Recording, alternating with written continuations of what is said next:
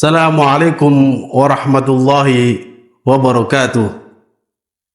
Bismillah, alhamdulillah. Wassalatu wassalamu ala rasulillah Sayyidina wa maulana Muhammad ibn Abdullah wa ala alihi wa sahbihi wa bawalah. Qala rabbi shrah li sadri wa yassir li amri wahlul 'uqdatam min lisani yafqahu qawli amma ba'd. Kaum muslimin yang berbahagia, Imam Al-Ghazali menyingkap rahasia puasa Ramadan. Beliau mengatakan Allah Subhanahu wa ta'ala telah menganugerahkan anugerah yang sangat besar untuk hamba-hambanya dengan adanya bulan puasa Ramadan. Kenapa dikatakan anugerah yang sangat besar? Ada dua hal yang disampaikan oleh Al-Ghazali.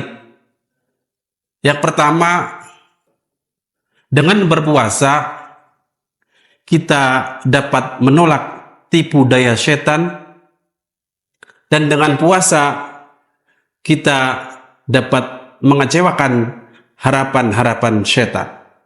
Kenapa?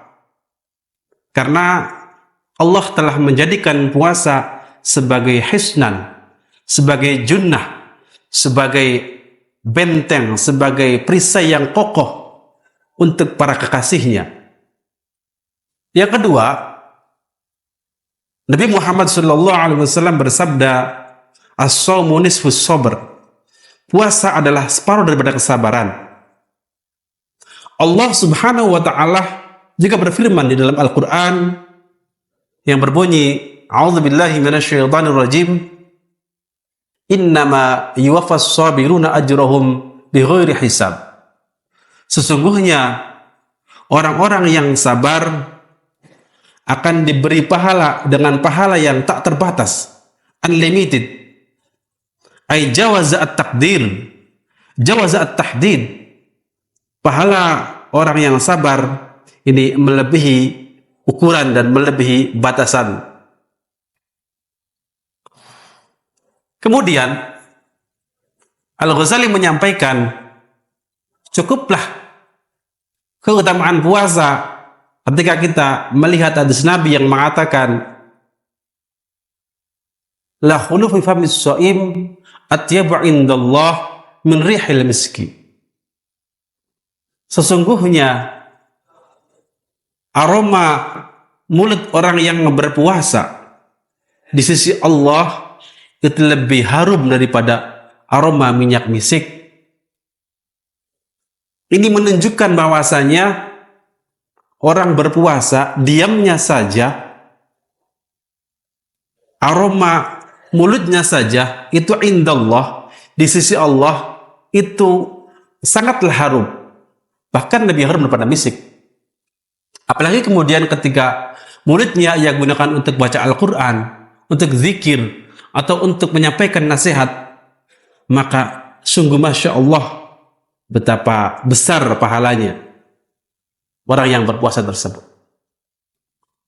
Kemudian keutamaan puasa juga sangatlah besar, karena Allah Subhanahu wa ta'ala menisbatkan puasa itu kepada dirinya.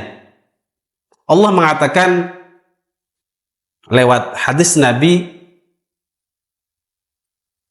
as-shaumu li wa ana adzibih. Puasa itu untukku dan aku yang akan membalasnya. Kenapa kemudian puasa dikatakan as-shaumu li? Puasa itu untukku. Ada dua sudut pandang. Pertama, karena ketika orang berpuasa, maka dia sedang al-kaffu, sedang mencegah dirinya dari hal-hal yang membatalkan puasa. Meskipun tidak ada yang melihatnya, dia lakukan semua karena Allah. Dia sedang tarku, meninggalkan apa-apa yang seharusnya boleh. Dia tidak makan, tidak minum, tidak berhubungan suami istri yang sebelumnya ketika tidak berpuasa itu boleh dilakukan, namun ia tinggalkan karena Allah. Yang kedua adalah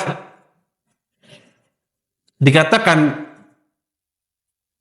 ketika orang yang sedang berpuasa maka dia sedang berperang dengan musuhnya Allah, qahrus syayatin, karena wasilah dan kendaraannya setan adalah syahwat, dan syahwat itu bisa kuat dengan sebab makan dan minum.